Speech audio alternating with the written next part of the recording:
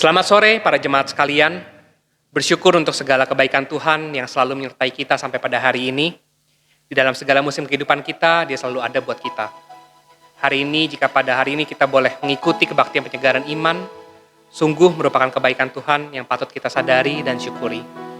Biarlah setiap dari kita membuka dan menyiapkan hati kita masing-masing sepenuhnya untuk kebaktian ini. Mari bersama-sama para jemaat sekalian, kita tundukkan kepala kita bersyukur buat segala sesuatunya pada hari ini.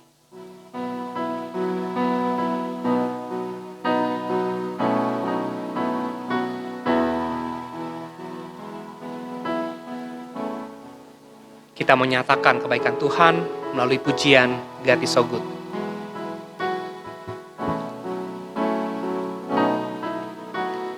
God is so good. God is so good. God is so good. Is so good to me. Katakan God is so good. God is so good. God is so good. God is so good.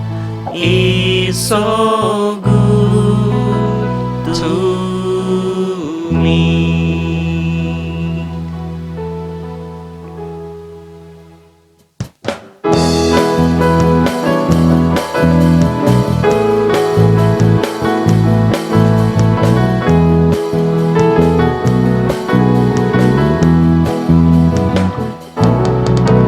Segala puji syukur hanya bagimu Tuhan, sebab Kau yang layak dipuja.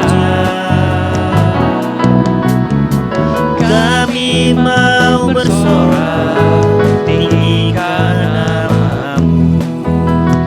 Haleluya. Soraklah haleluya. Soraklah haleluya, soraklah haleluya, haleluya.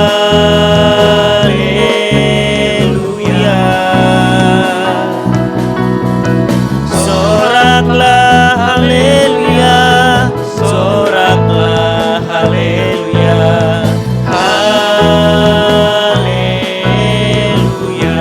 Segala puji syukur. Segala puji syukur hanya bagimu Tuhan, sebab Kau yang layak dipuja. Kami mau bersorak tinggikan nama-Mu. Haleluya. Katakan soraklah haleluya. Soraklah haleluya, soraklah haleluya, haleluya.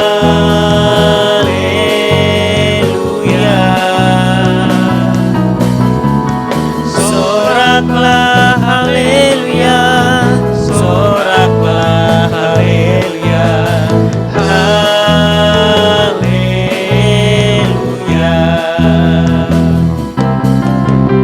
Soraklah haleluya, soraklah haleluya, haleluya.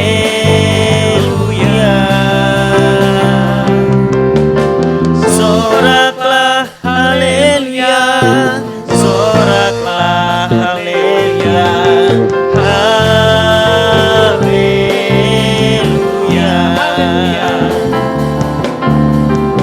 Haleluya. Haleluya.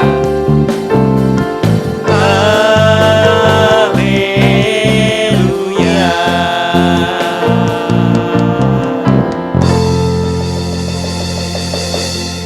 Sungguh pujian yang boleh kita naikkan berkenan di hadapannya.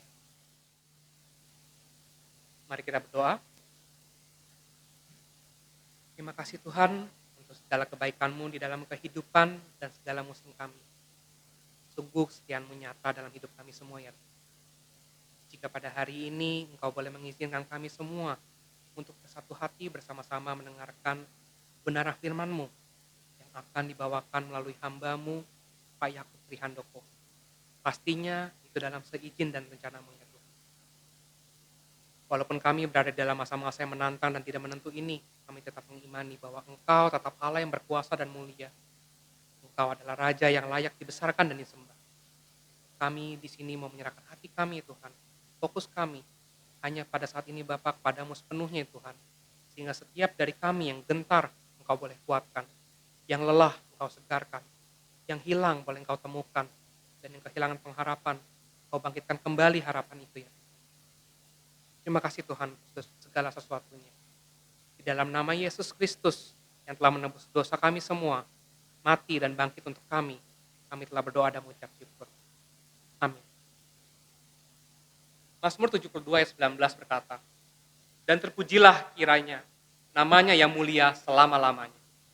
Dan kiranya kemuliaannya memenuhi seluruh bumi." Amin. Mari jemaat sekalian, bersama-sama kita memuliakan dan membawa penyembahan terbaik baginya. Pada Sang Raja kita, mulia, sembah Raja mulia.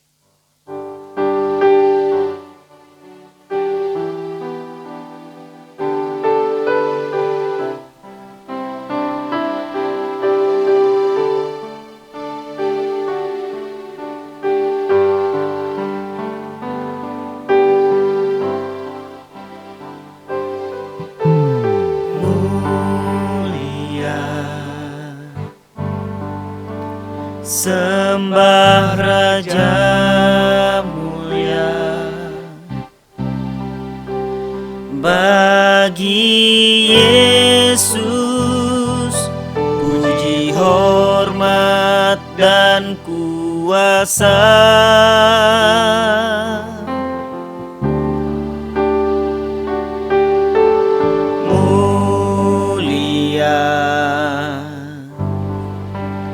Agung kerajaannya,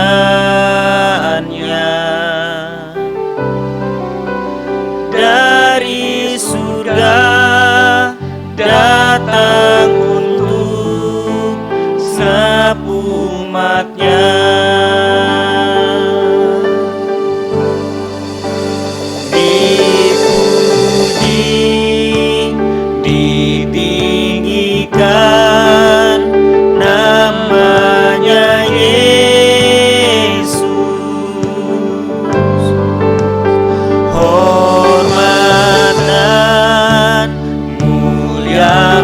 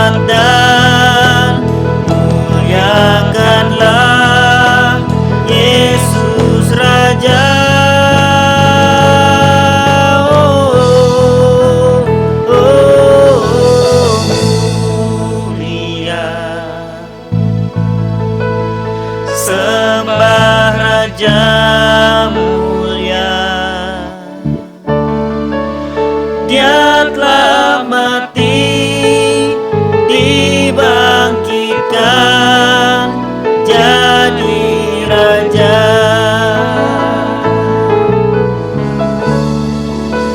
Dia telah mati, dibangkitkan jadi raja. Dia telah mati, dibangkitkan jadi raja.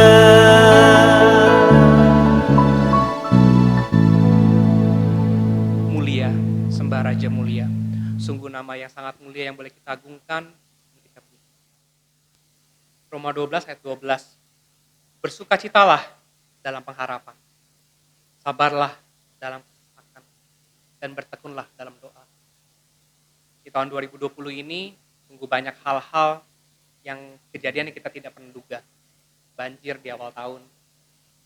Pandemi yang sudah lebih dari 6 bulan berlangsung. Keadaan politik yang memanas. Resesi ekonomi. Dan mungkin ada kerabat di tengah-tengah kita yang mengalami sakit. Di segala ketidakpastian, pasti ada tantangan yang ada. Dan pastinya kita tidak akan mampu untuk menghadapi semuanya sendirian. Saya pribadi pun juga mengalami hal-hal yang di luar kekuatan saya.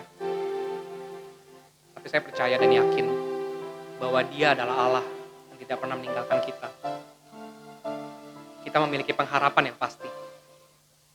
Kita memiliki Allah yang menyertai bangsa Israel keluar dari tanah Mesir. Kita memiliki Yesus yang sanggup menenangkan badai, membangkitkan orang mati. Kita memiliki Yesus yang telah mati bagi kita, menembus dosa kita, dan bangkit atas maut. Sungguh tidak ada satupun yang sanggup melebihi kebesarannya. Mari, kita hanya punya satu tempat, satu pribadi yang sanggup menyelesaikan, yang sanggup memberikan pengharapan bagi kita semua. Saya mengajak pribadi lepas pribadi di jemaat yang berada di rumah untuk kita mengambil waktu pribadi bersama Dia. Bawalah segala kesesakan kita, pergumulan kita, doa-doa kita kepadanya. Karena Dia adalah Allah yang mendengar. Dan Dia hanya sejauh doa. Terima kasih Tuhan.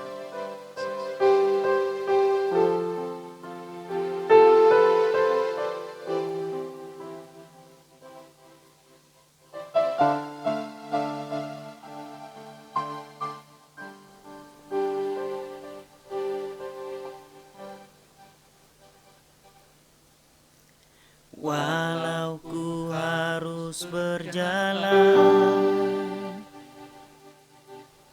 dalam lembah kekelaman, perlindungan-Mu, oh Tuhan, nyatalah bagi hidupku. Tiada pernah sedetikku, tiada pernah Kau tinggalkan. Sungguh mulia dan sempurna, hanya Kau layak disembah. Yesus, Engkau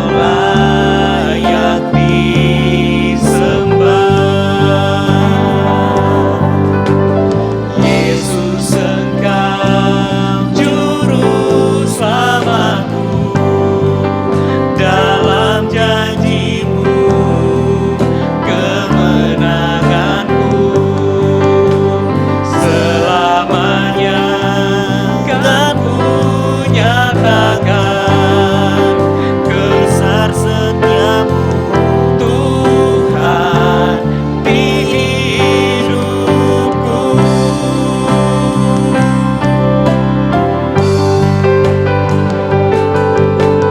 Yesus Engkau juru selamatku, dalam janji-Mu kemenanganku selamanya kan ku nyatakan besar setiamu Tuhan di hidupku.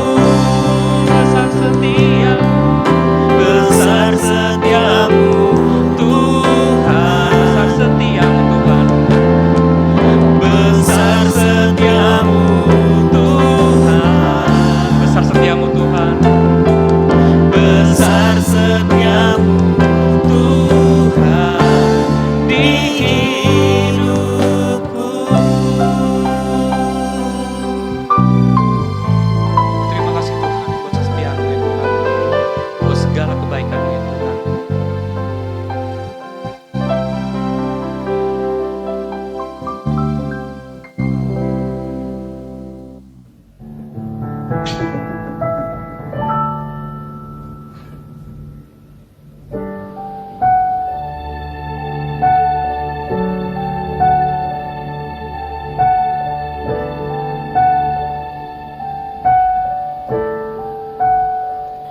Where would I run to the throne of mercy?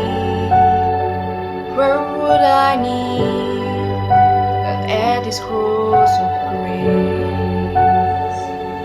How great the love, how strong the hand that holds us.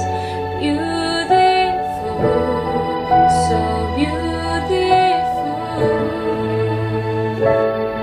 So here I bow to lift you high, Jesus, be glorified in this place. For all my life, I am yours forever.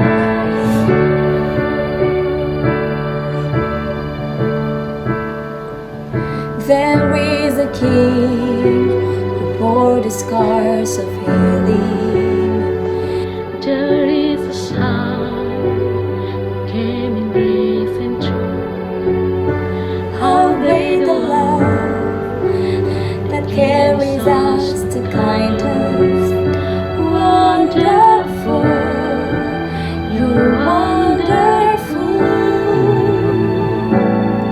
So here I am to lift you high,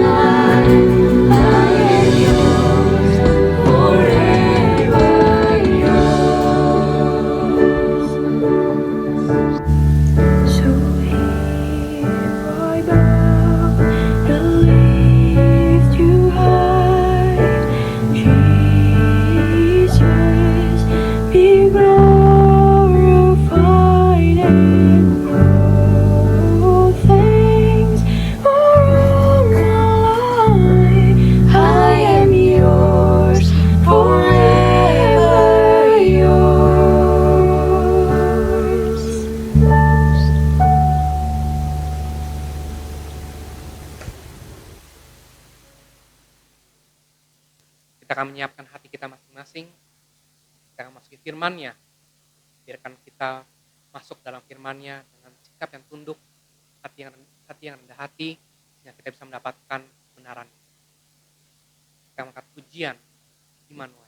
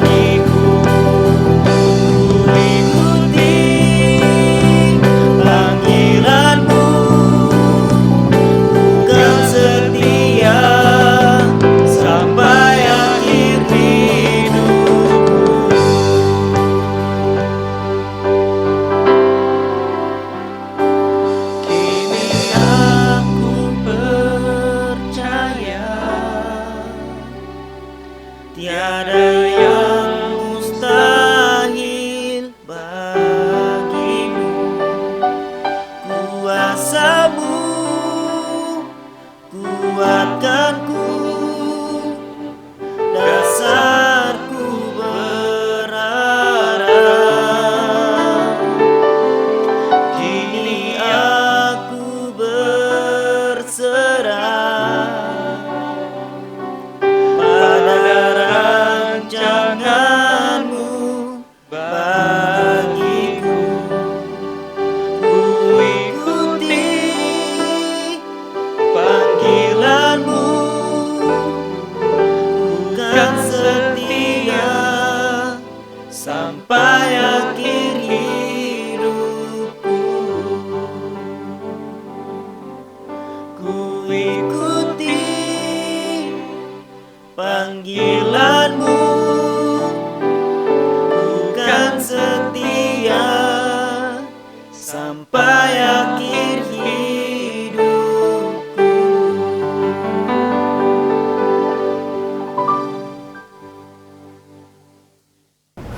Shalom Bapak Ibu Saudara sekalian, saya bersyukur kepada Tuhan karena Tuhan masih memberi kesempatan kepada saya untuk menyampaikan firman-Nya, sebuah tugas yang mulia yang saya akan selalu syukuri sepanjang hidup saya. Dan saya juga bersyukur untuk para pengurus dan pembina dari Persekutuan Okumene Umat Kristen Tomang yang sudah berbaik hati mengundang saya untuk berbagi kebenaran firman Tuhan. Saya sungguh bersyukur untuk itu. Dan nama saya adalah Yakub Trihandoko. Saya adalah gembala senior dari Gereja Reform Exodus Community, Gereja REC yang ada di Surabaya, di Batam, dan juga ada di Kabupaten Sorong. Nah, untuk mengenal gereja saya lebih lanjut dan mendapatkan tulisan-tulisan, artikel-artikel teologis yang bermanfaat untuk pertumbuhan iman kita, Bapak Ibu Saudara bisa mengakses melalui situs resmi gereja kami, yaitu di www.rec.or.id, www.rec.org.id. Nah, sebelum mendengarkan firman Tuhan, mari kita berdoa bersama-sama. Bapa di surga, kami bersyukur Tuhan memberi kami kesempatan untuk mendengarkan firman-Mu. Kami bersyukur karena itu menunjukkan kebaikan-Mu bagi kami. Engkau sadar siapa kami adalah orang-orang yang lemah, yang terbatas, yang berdosa. Kami seringkali jauh dari kebenaran, menyimpang. Bahkan kami seringkali secara sengaja melawan kebenaran. Karena itu Tuhan, kami membutuhkan firman-Mu untuk kembali mengarahkan hati kami kepada kesenangan-Mu dan menunjukkan pikiran kami kepada kemuliaan-Mu, supaya kami semua menyadari bahwa kami diciptakan untuk memuliakan Engkau dan untuk menikmati Engkau selama-lamanya. Tuhan, kami berdoa kiranya Engkau menolong kami semua ketika kami meneduhkan hati kami, menenangkan pikiran kami, supaya kami bisa mendengarkan suara-Mu dengan lebih jelas. Kiranya Injil Yesus Kristus yang benar dan menyelamatkan diberitakan sejelas-jelasnya di antara kami. Terima kasih Tuhan, terpuji nama-Mu. Kami menyiapkan hati kami untuk mendengarkan firman-Mu di dalam Kristus Yesus Tuhan. Amin. Saudara, tema kita hari ini adalah bersukacitalah di dalam pengharapan. Dan saya percaya tema ini sangat penting untuk kita bicarakan. Kita tahu bersama saudara bahwa kita hidup di dalam masa pandemi, dan pandemi COVID-19 ini telah merampas banyak hal yang baik di dalam hidup kita. Banyak hal yang sangat dekat dengan hati kita diambil. Pekerjaan kita, penghasilan kita, teman-teman kita, mungkin anggota keluarga kita yang dekat dengan kita diambil melalui pandemi ini. Walaupun bagi sebagian orang pandemi ini tampaknya hanya pandemi biasa, jauh dari kehidupan mereka karena mereka tidak merasakan dampak langsung, apalagi kehilangan orang-orang yang dekat dalam hidup mereka. Tapi saya tahu bagi beberapa orang pandemi ini bersifat personal karena mereka benar-benar kehilangan orang-orang yang mereka kasihi. Nah saudara, kalau kita bicara tentang bersukacitalah di tengah pandemi semacam ini, saudara, apakah ini patut untuk kita lakukan? Kalau kita lakukan, apakah kita akan menganggap bahwa itu mungkin untuk dilakukan? Saudara, dari dulu salah satu perintah Alkitab yang membingungkan bagi saya adalah perintah Paulus ketika dia mengatakan bersukacitalah senantiasa. Bersukacitalah senantiasa. Bahkan dia mengulang, sekali lagi katakan bersukacitalah. Itu yang dikatakan oleh Paulus kepada jemaat di Filipi. Dan menariknya, Paulus mengatakan itu ketika dia berada di dalam penjara. Jadi dia mengatakan bersukacitalah. Sekali lagi katakan bersukacitalah. Saudara, saya bertanya-tanya, apakah ini nasihat gila atau saya yang tidak tahu caranya? Nah, saya tidak tahu bagaimana dengan saudara. Ketika ada orang mengatakan kepada saudara bersukacitalah, mendorong saudara untuk bersukacita di tengah penderitaan yang ada, apakah saudara akan menganggap nasihat itu terlalu menggampangkan keadaan, tidak peka terhadap perasaan saudara, atau saudara menganggap bahwa saudara memang membutuhkan nasihat itu, dan saudara kepingin tahu bagaimana saudara bisa bersukacita di tengah penderitaan yang ada? Hari ini kita akan belajar bagaimana kita bisa bersukacita di tengah segala situasi yang ada. Di tengah situasi yang ada, apapun itu, kita tetap bisa bersukacita di hadapan Tuhan. Dan mari kita membaca satu ayat yang pendek sekali, bahkan tidak sampai satu ayat, yaitu di dalam Roma 12 ayat yang ke-12.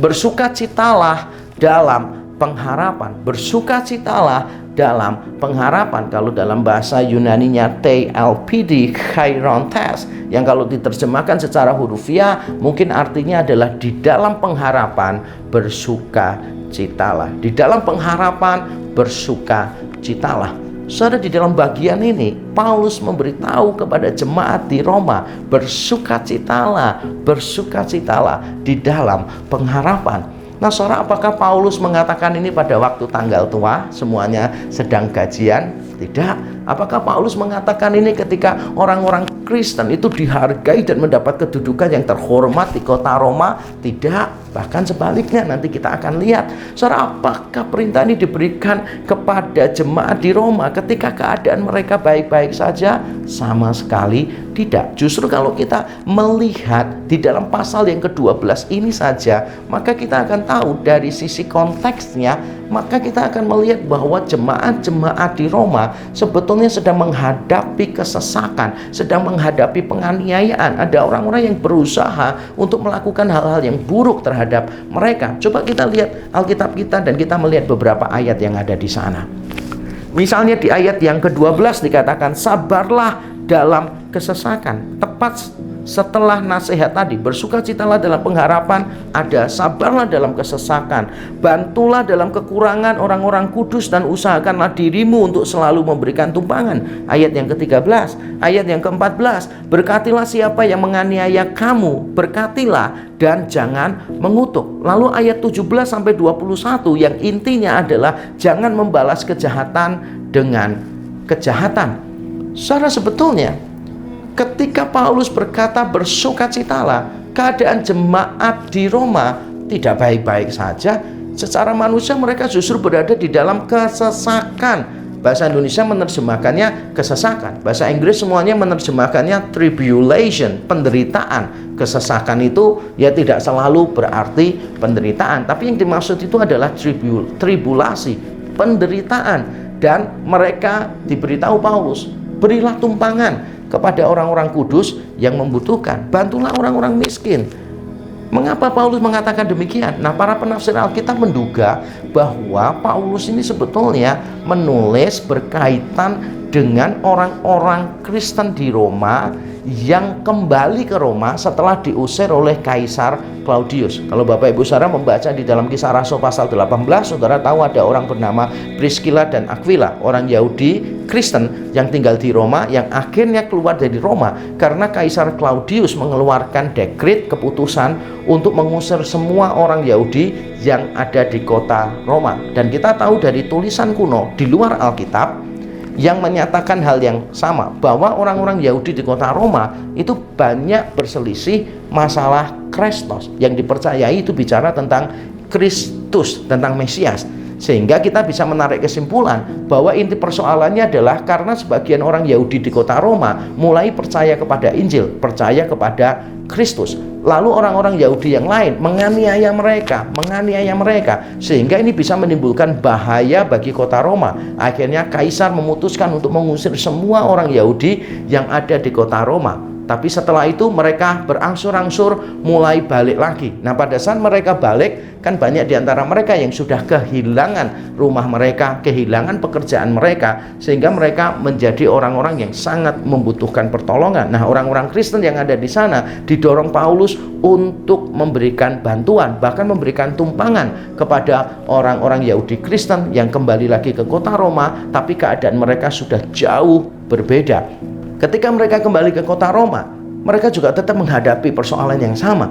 Mereka tetap dianiaya oleh orang-orang Yahudi yang lain. Saudara, mereka berada dalam situasi yang tidak menyenangkan. Tidak berbeda dengan situasi kita di masa yang pandemi ini. Kalau saudara kehilangan, mereka juga kehilangan. Kalau saudara berada di dalam kesesakan, mereka berada di dalam kesesakan. Malah bedanya adalah mereka yang ada di Roma, mereka mengalami penganiayaan. Orang-orang di sekeliling mereka yang tidak suka dengan kekristenan, mereka berusaha untuk berbuat jahat kepada mereka. Di tengah situasi seperti itulah, Paulus memberikan banyak nasihat supaya jangan membalas dengan kejahatan dan sebagainya. Salah satunya yang akan menjadi pokok pembahasan kita dalam khotbah hari ini, yaitu bersukacitalah di dalam pengharapan. Kita patut bersukacita di dalam pengharapan.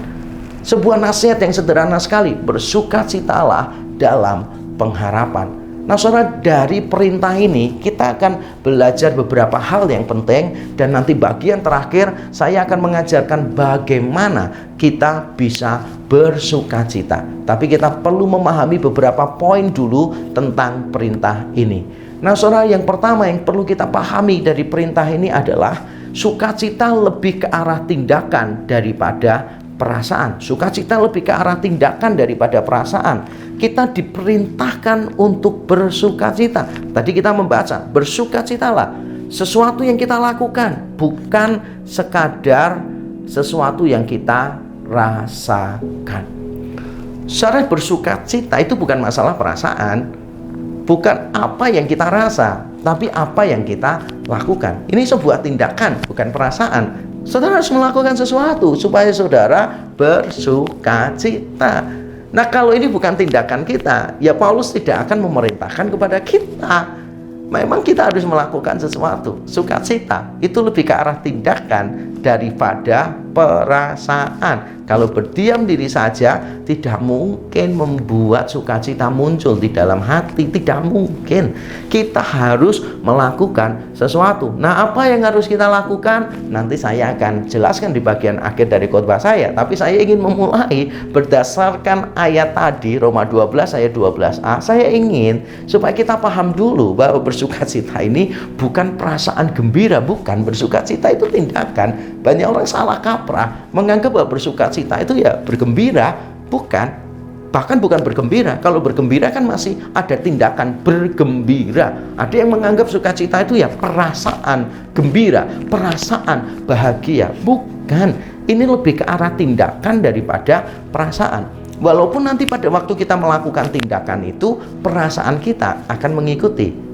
Jadi saya tidak meniadakan perasaan, tapi saya ingin saudara memahami bahwa yang dipentingkan di sini bukan how we feel, tapi what we do. Apa yang kita lakukan, bukan bagaimana kita merasa. Nah, hal berikutnya yang saya ingin kita ketahui dulu tentang perintah di Roma 12 ayat 12 tadi adalah ini, bahwa bersukacita memiliki alasan. Bersukacita memiliki alasan.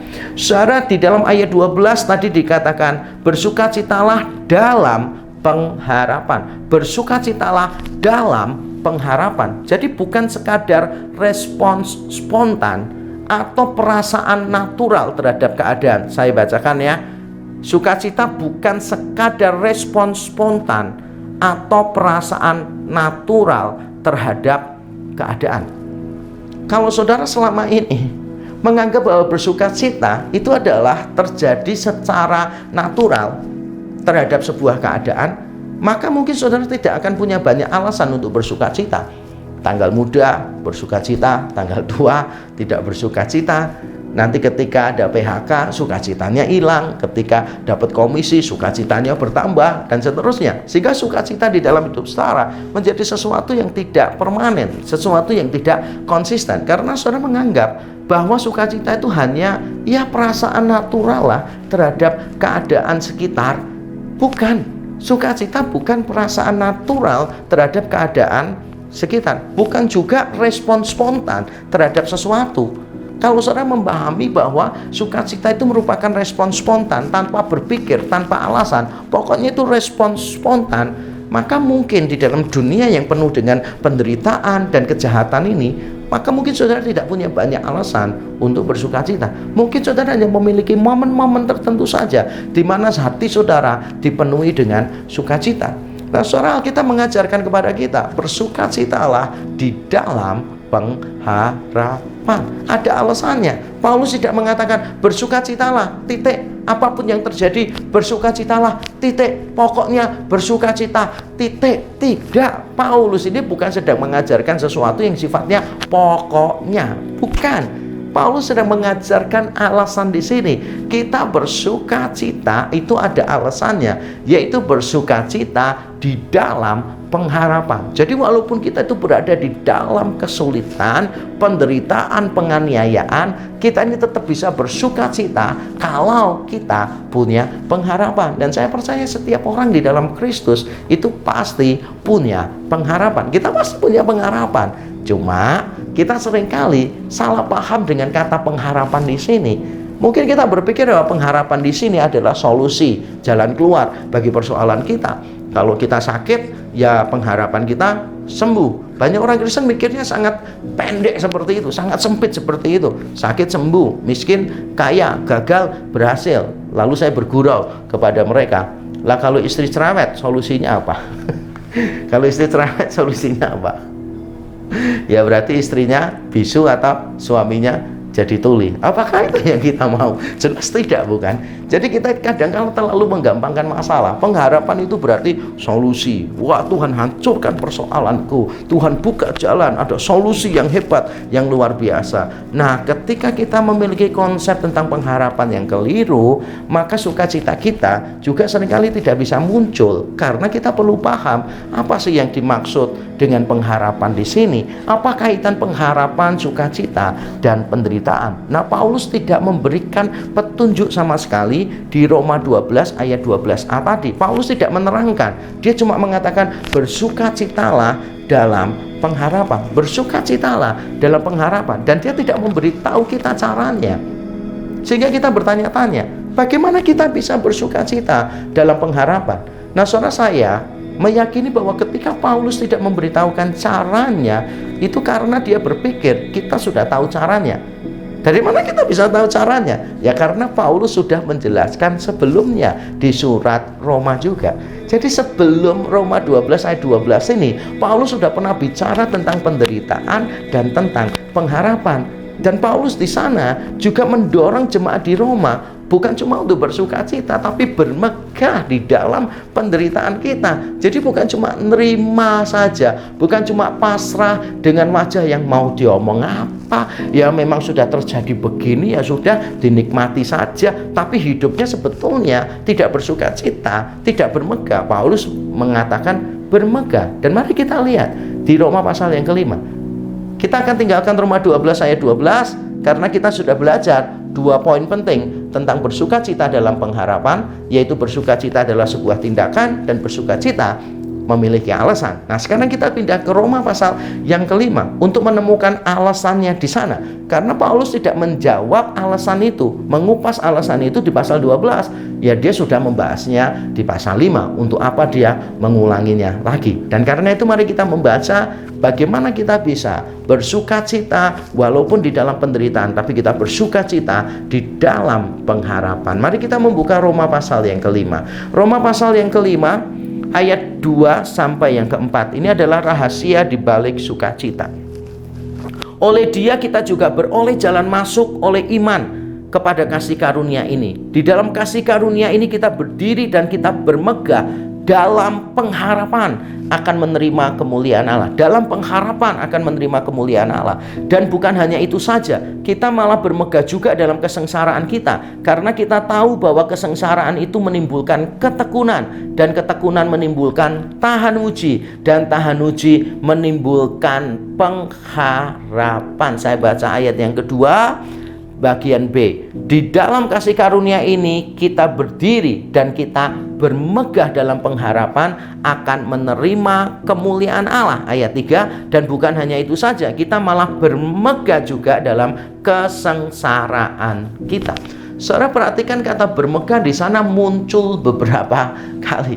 Munculnya beberapa kali, saudara. Paling tidak 2 kali Paulus mengatakan kita bermegah di dalam pengharapan akan menerima kemuliaan Allah, kemuliaan sebagai anak-anak Allah, dan kita juga bermegah di dalam kesengsaraan kita. Jadi kita bukan cuma menerima saja loh, saudara. Jangan salah paham ya. Kekristenan itu bukan cuma mengatakan begini, ya sudah dinikmati saja. Kata yang dipakai dinikmati, tapi kalau ditanya nikmat atau enggak, sama sekali tidak nikmat. Ya selamat menikmati itu kan harusnya benar-benar nikmat. Saudara bayangkan aja ya, anak kecil tidak suka sayur pare yang mentah dicampur dengan daun pepaya, sama-sama pahit, digabung jadi satu, diberikan kepada anak kecil dan orang tuanya bilang selamat menikmati. Apakah itu sambutan atau itu pengantar untuk penganiayaan? Ya anak kecil akan menganggap itu penganiayaan karena mereka tidak bisa menikmati sayur-sayur yang pahit, kecuali beberapa anak tertentu. Terus saya lihat itu ada orang yang obat pun dikunyah, saudara. Anak kecil tuh obat pun dikunyah gitu. Sayur pahit pun dia makan langsung, luar biasa. Itu berarti kehidupan papa mamanya sudah sedemikian pahit sehingga anak ini benar-benar sudah tidak bisa merasakan pahit lagi, saudara. Nah, tapi sebagian besar, hampir semua anak tidak suka sayur yang pahit. Jadi kita nggak bisa mengatakan selamat menikmati karena memang bagi mereka itu tidak nikmat. Nah, saudara, kadang-kadang kita berkata begitu, ya udah hidup itu dinikmati saja. Tapi kita tidak benar-benar bersyukur dengan keadaan kita mengeluh dengan keadaan kita, menyalahkan sana sini, berandai-andai.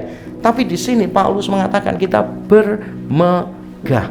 Tapi menariknya, bermegahnya itu bukan pada penderitaan itu sendiri, bukan. Nanti kita akan lihat bahwa alasan kita bersuka cita itu bukan karena kita bisa menderita sehingga kelihatan lebih hebat daripada orang lain, sehingga kelihatan lebih tangguh daripada orang lain, sehingga kelihatan lebih suci daripada orang lain. Tidak. Ada alasan tertentu.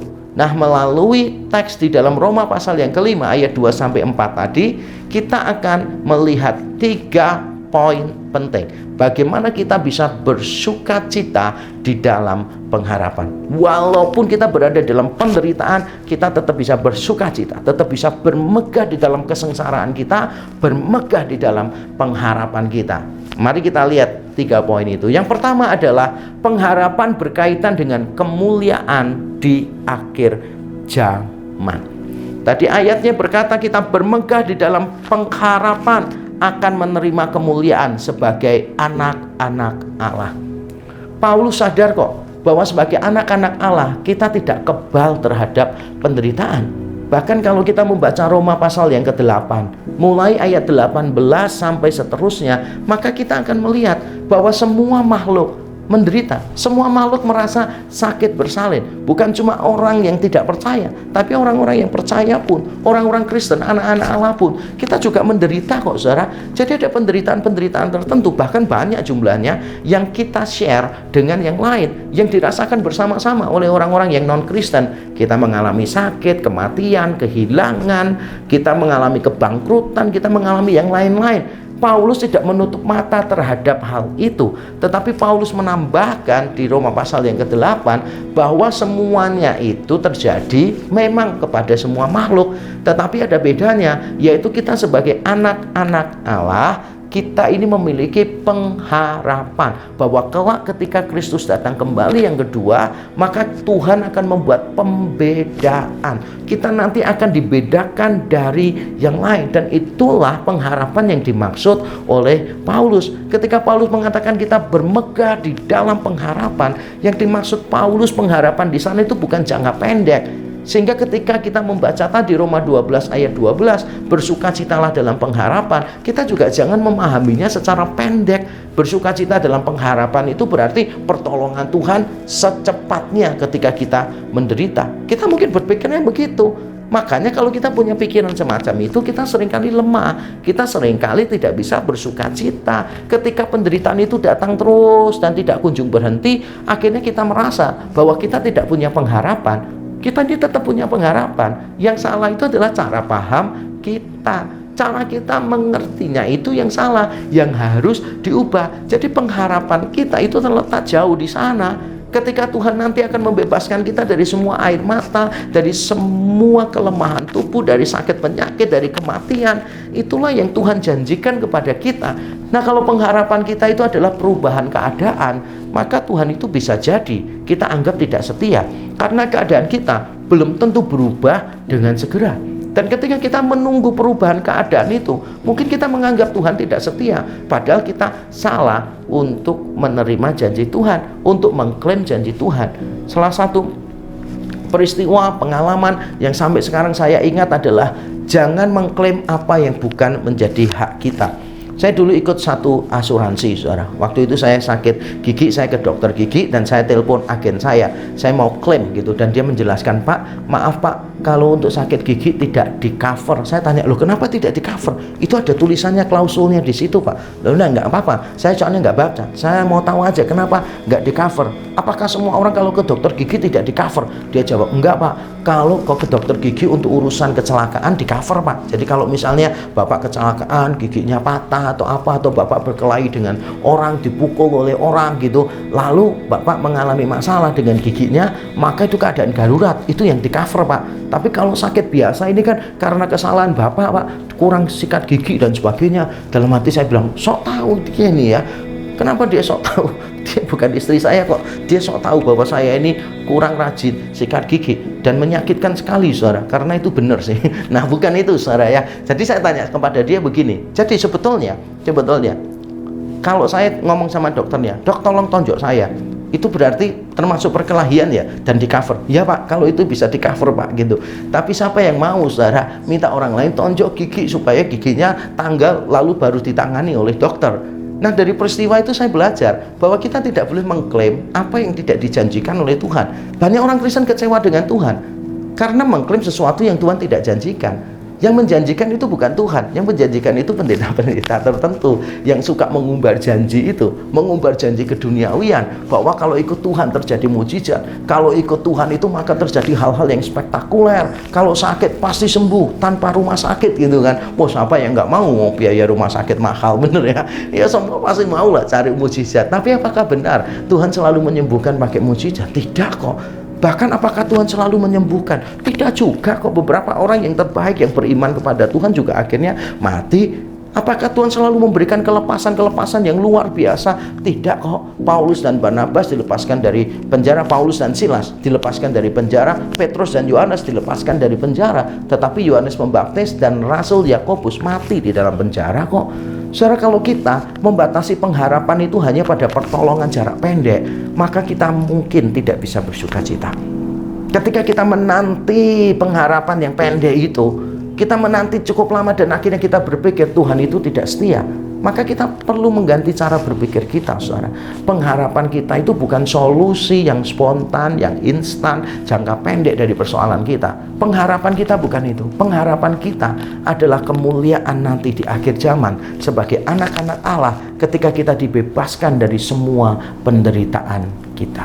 Nah, saudara, yang kedua yang harus kita pahami supaya kita bisa bersukacita dalam pengharapan di tengah kesengsaraan seperti apapun adalah penderitaan membuat kita menjadi pribadi yang lebih baik.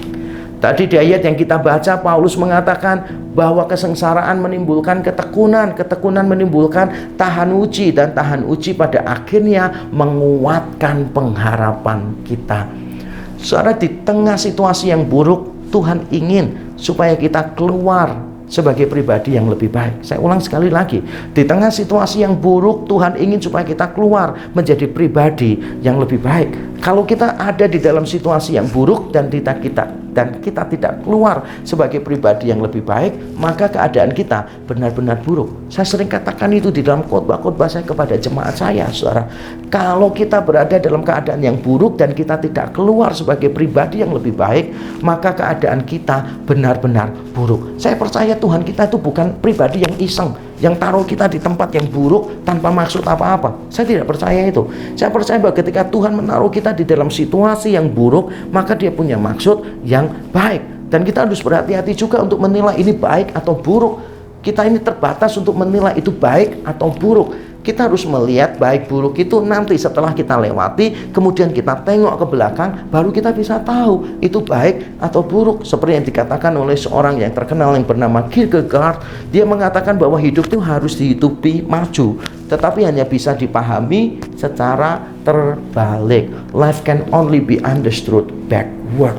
Kita hanya bisa memahami kehidupan itu dengan menengok ke belakang. Makanya hati-hati ketika kita menilai sesuatu baik atau tidak baik. Karena yang paling penting itu kan hasilnya sih. Bukan awalnya, tapi hasilnya. Bukan berarti saya mengatakan hasil lebih penting dari proses. Bukan. Maksud saya lebih penting hasil itu adalah lebih penting dalam menilai sesuatu baik atau tidak baik. Itu semua dari hasilnya, tidak bisa dari peristiwanya. Saya ambil satu contoh, misalnya kalau saudara itu kehilangan uang, misalnya saudara harus keluar uang itu 500.000 hanya untuk sebuah kesalahan. Saudara ditilang oleh polisi atau melakukan pelanggaran yang lain, sehingga saudara harus mengeluarkan uang untuk membayar denda 500.000. Dengan seorang pengusaha yang harus mengeluarkan uang 50 juta untuk modal, untuk beli barang, tetapi nanti dia mendapatkan keuntungan 100 juta, maka kita tahu walaupun kehilangannya lebih banyak yang 50 juta, tapi kita tahu bahwa itu kehilangan yang baik. Kenapa? Karena ada hasilnya. Hasil yang diperoleh itu jauh lebih baik daripada kehilangannya. Kalau 500.000 gara-gara membayar denda, tidak ada yang kita bisa dapatkan dari sana. Itu adalah sebuah kesalahan, kita kehilangan uang tanpa mendapatkan imbalannya. Nah, saudara, mungkin kita bisa menambah banyak contoh tentang hal ini, saudara. Apa yang biasanya kita pandang sebagai sesuatu yang tidak baik, ternyata itu menjadi sesuatu yang baik. Saya sendiri sangat mengalami dan mengimani hal tersebut. Saya berasal dari keluarga yang broken home. Saya berasal dari keluarga yang sangat miskin sekali. Papa saya pengangguran dan sebagainya. Saya tidak pernah mendapatkan kasih sayang yang cukup dari papa saya, saudara. Sebelum beliau mengenal Tuhan, berjumpa dengan Tuhan, dia adalah pribadi yang sama sekali tidak bisa diandalkan dan tidak bisa dibanggakan. Tapi kasih Kristus menjangkau, mengubahkan dia. Tapi masa-masa kecil saya tinggal bersama dengan papa yang tidak mengenal Tuhan, yang tidak punya pekerjaan, yang sukanya cuma berjudi. Saya berkali-kali diomong, saya ini anak orang miskin, anak wong kere, orang Jawa bilang begitu. Saya ini adalah anak bajingan karena papa saya memang tukang berkelahi. Berapa kali masuk penjara, dia pernah membunuh orang juga, saudara. Jadi saya berada dalam situasi yang buruk. Tapi ketika sekarang saya menengok ke belakang, saya bersyukur untuk semua peristiwa itu. Saya menganggap bahwa itu adalah sesuatu yang baik. Tuhan telah melatih saya sehingga saya menjadi hamba Tuhan yang tidak mudah mengeluh dengan penderitaan, karena saya sudah terbiasa dengan semua penderitaan itu. Saya menjadi hamba Tuhan yang tidak mata duitan karena saya sudah tahu bagaimana hidup tanpa uang pun. Karena saya tahu hidup itu sulit. Saya menjadi hamba Tuhan yang seringkali meluangkan waktu untuk anak-anak saya di tengah kesibukan apapun, karena saya tahu saya dulu membutuhkan itu dan saya tidak pernah mendapatkan dari papa saya. Saya menjadi pribadi papa yang dekat, menjadi sahabat bagi anak-anak saya, karena saya dulu juga mengalaminya. Ketika saya remaja, saya butuh bimbingan, papa saya tidak bisa memberikan nasihat yang baik. Jadi saya ketika dulu saya menilai, mungkin saya penilaiannya itu buruk dan penilaian saya salah. Setelah sekarang, saya menilai itu baik dan penilaian saya adalah tepat. Saudara, sebetulnya inilah kuncinya. Ketika kita menghadapi situasi yang buruk, apakah kita keluar menjadi orang yang lebih baik? Kita seringkali salah di dalam memahami cara kerja Tuhan. Di dalam media sosial saya tulis begini: jangan minta Tuhan untuk meringankan bebanmu, tapi untuk menambah kekuatanmu. Jangan minta Tuhan untuk mengurangi bebanmu, tapi untuk menambah kekuatanmu. Saudara, barbel 5 kilo, kalau saudara lihat beban gitu, barbel 5 kilo, bagi anak kecil, ya terlalu berat. Bagi kita, mungkin tidak seberapa berat. Yang membedakan apa? Bebannya sama kok. Yang membedakan apa? Kedewasaannya, kekuatannya yang berbeda. Nah, kita ini seringkali menjadi orang-orang Kristen yang cengeng, yang kalau ada masalah, situasi yang buruk, kita minta Tuhan mengganti masalah kita, mengganti masalah kita. Berapa kali saya khotbah di awal kebaktian, biasanya pemimpin pujiannya bilang begini, Tuhan untuk anak-anak Tuhan yang tidak bisa datang karena mereka punya masalah, Tuhan hancurkan masalah mereka. Jalan pintas, Tuhan hancurkan masalah mereka. Dia tidak sadar bahwa beberapa jemaat tidak bisa datang karena ada masalah. Anaknya sakit panas, anaknya dalam keadaan emergensi misalnya. Kalau Tuhan benar-benar hancurkan, lah Tuhan hancurkan siapa kalau begitu? Saudara, kita kadangkala terlalu naif di dalam meminta kepada Tuhan. Konyol permintaan kita ini muncul dari ignorance, dari ketidaktahuan kita. Kita seringkali kepingin jalan pintas, kalau miskin jadi kaya begitu. Kita tidak minta Tuhan, biarlah ketika aku miskin, Tuhan berkarya terus dalam hidupku, supaya aku terus bersandar kepada Tuhan. Nanti masalah Tuhan mengubah hidup kita itu belakangan. Tuhan itu tidak selalu mengubah keadaan kita, tapi Dia selalu akan mengubah pribadi kita. Jadi ketika kita menderita, jangan minta Tuhan untuk menghentikan penderitaan itu. Jadi pengharapan akan menghasilkan sesuatu yang baik bagi kita, akan membuat karakter-karakter kita muncul sebagai karakter yang dewasa di dalam Tuhan. Dan yang ketiga, saudara, bagaimana kita bisa bersuka cita di dalam pengharapan walaupun di tengah-tengah kesengsaraan, yaitu kalau kita memahami bahwa penderitaan justru menguatkan pengharapan. Penderitaan justru menguatkan pengharapan. Tadi Paulus mengatakan kesengsaraan menimbulkan ketekunan, ketekunan menimbulkan tahan uji, dan tahan uji menimbulkan pengharapan.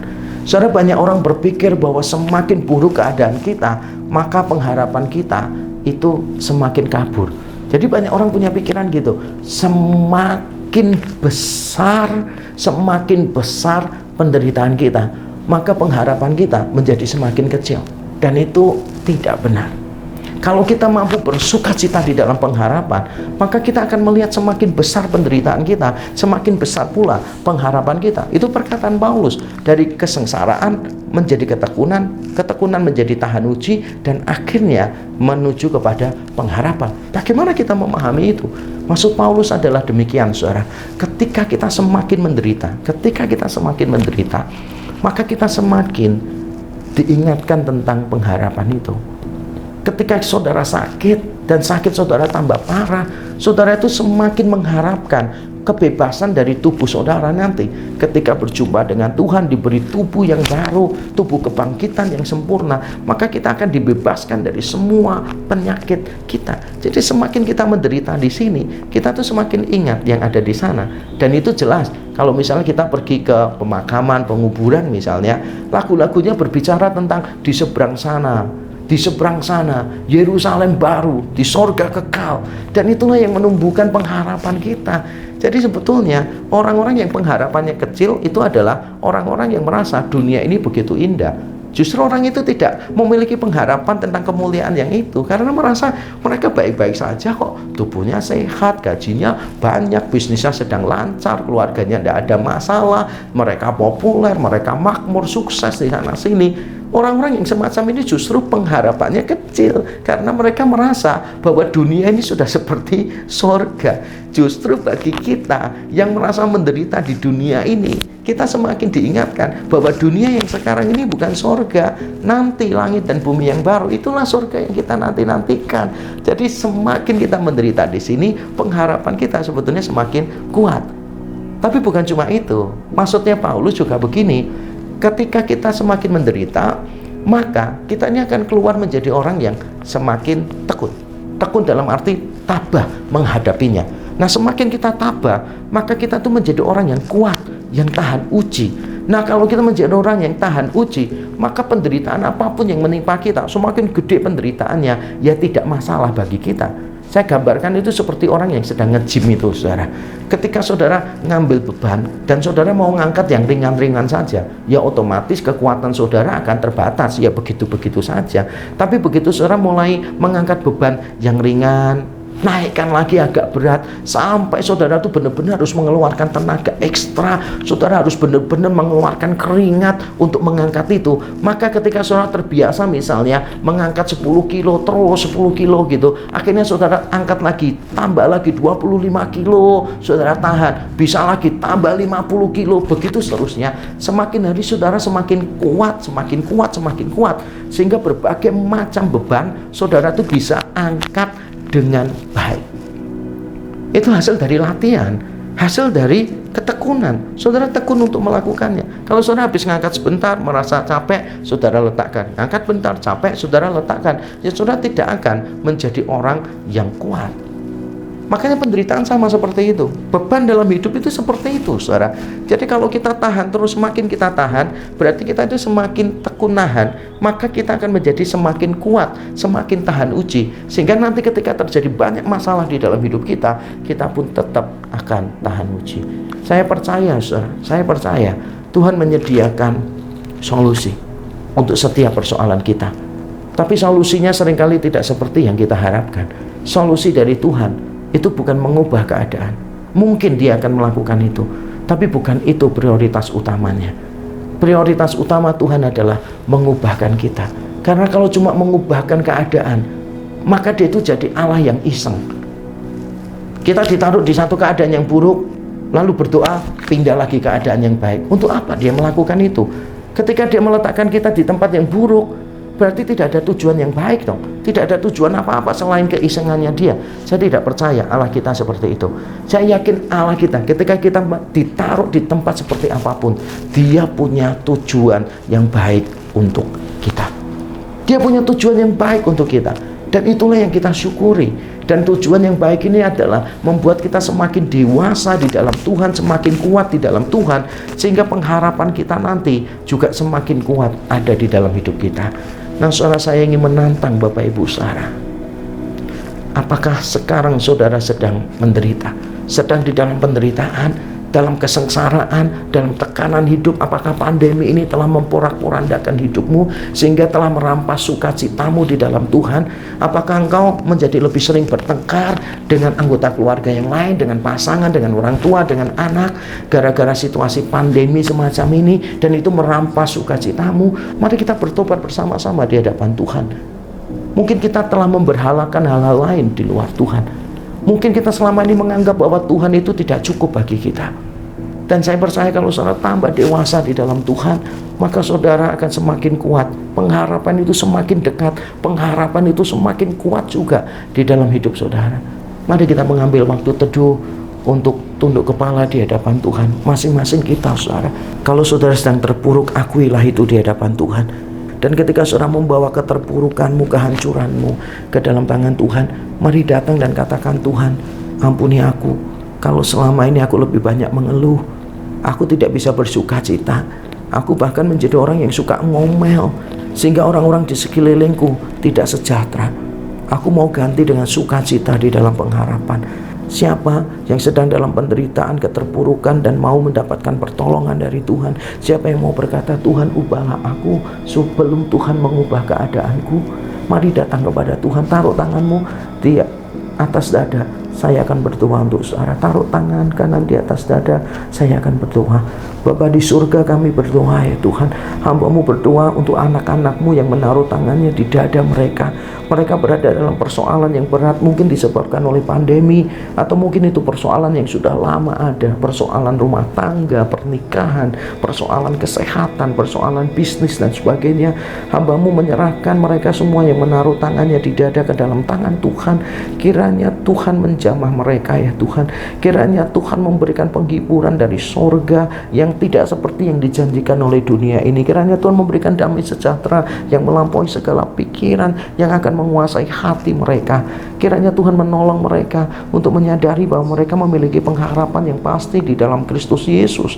Kalau persoalan mereka yang terbesar yaitu dosa sudah dibereskan di atas kayu salib, kalau ketakutan mereka yang terbesar yaitu kematian sudah dikalahkan di dalam kubur yang kosong, maka mereka tidak punya alasan untuk takut lagi.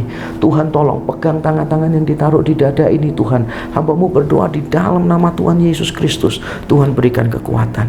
Terima kasih. Dan jemaat Tuhan seluruhnya terimalah berkat-Nya. Kiranya Bapa di surga memberkati dan melindungi engkau.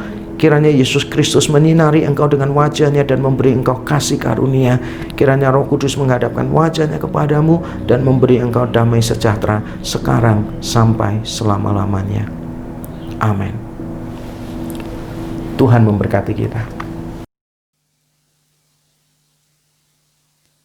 Warta jemaat pada hari ini, terima kasih sebelumnya buat hamba Tuhan, Pak Pendeta Yakub Trihandoko, yang boleh membagikan kebenaran firman Tuhan.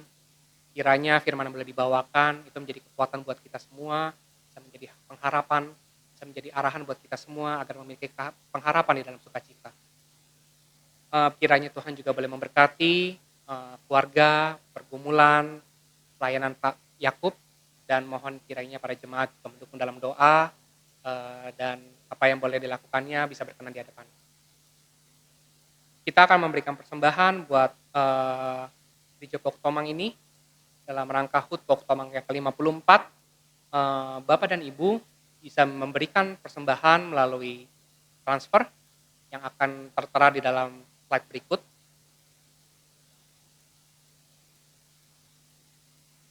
Kiranya persembahan ini boleh semakin memberikan bantuan buat Gereja Pok Tomang dan biarkan pekerjaan Tuhan semakin dimuliakan.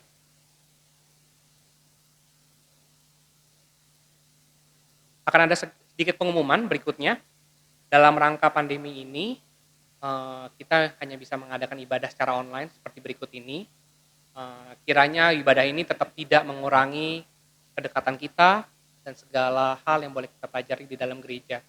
Jadi ibadah pada hari ini boleh menjadi berkat buat kita semua, bisa menjadi kebenaran buat kita semua, dan mohon dukungan dalam doa agar setiap ibadah-ibadah berikutnya tetap terus berjalan dengan baik.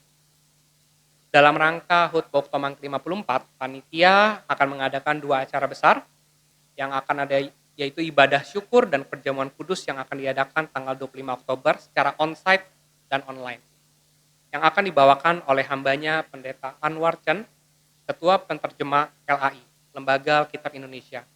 Mari kita sama-sama dukung beliau dalam doa dan biarkan setiap firman yang boleh disiapkan nanti itu menjadi kekuatan yang boleh bertumbuh dalam setiap hidup kita. Yang kedua, dalam rangka HUT Pok Tomang ke-54 juga akan diadakan bakti sosial untuk jemaat dan Pok Tomang dan sekitarnya.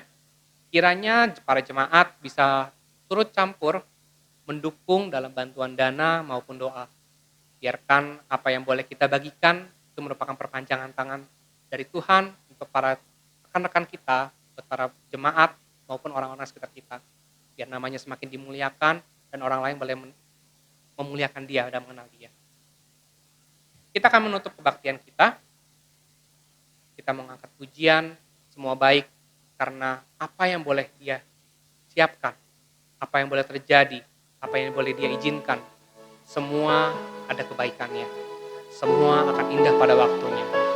Biarkan kita membawa pulang pengharapan ini dalam penuh sukacita dan mengimani bahwa segala sesuatu yang disiapkannya baik untuk kita. Semua baik.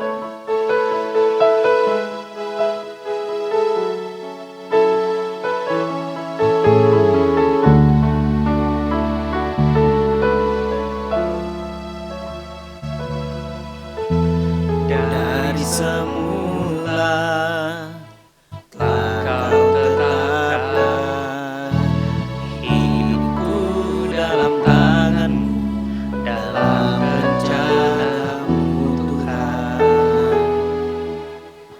Rencana indah telah Kau siapkan bagi masa depanku yang penuh harapan.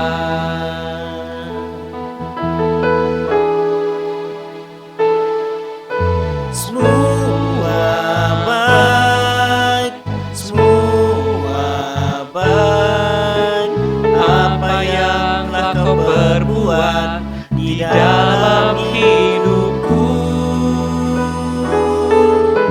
Semua baik, sungguh teramat baik. Kau jadikan hidupku berarti.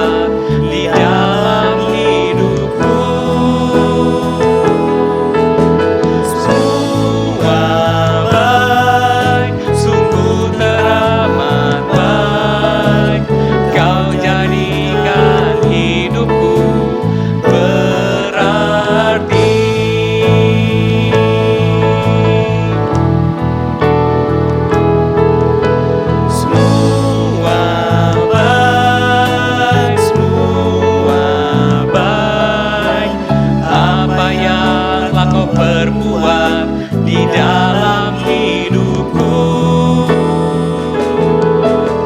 Semua baik, sungguh teramat baik. Kau jadikan hidupku berarti. Kau jadikan hidupku berarti. Kau jadikan hidupku berarti.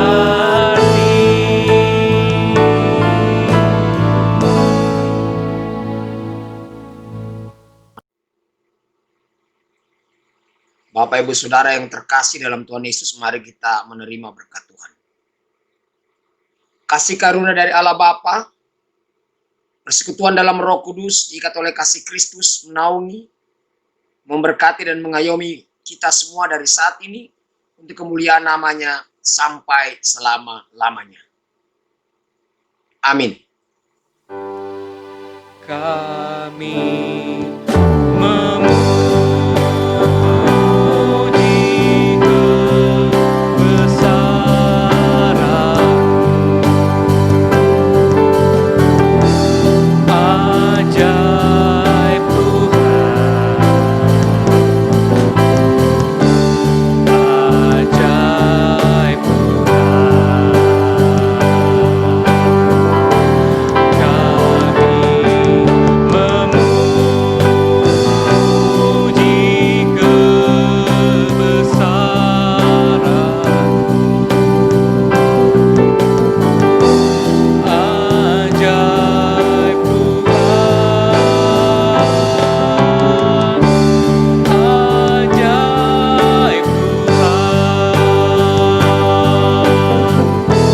Kami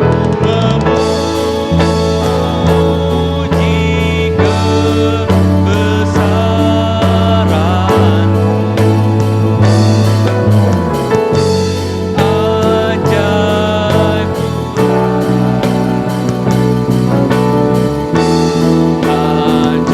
ajaib Tuhan. Kami memuji kebesaran-Mu, ajaib Tuhan,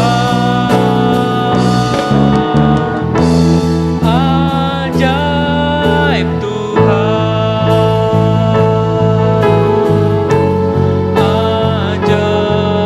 Tuhan, ajaib Tuhan.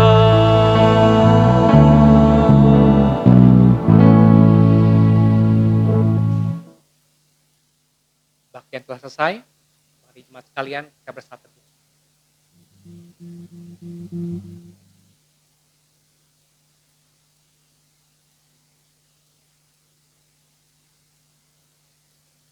Terima kasih buat para jemaat sekalian yang boleh mengikuti ibadah online ini. Kiranya iman kita kembali disegarkan, biar pengharapan yang penuh dengan sukacita kita miliki. Terima kasih, Tuhan Yesus memberkati.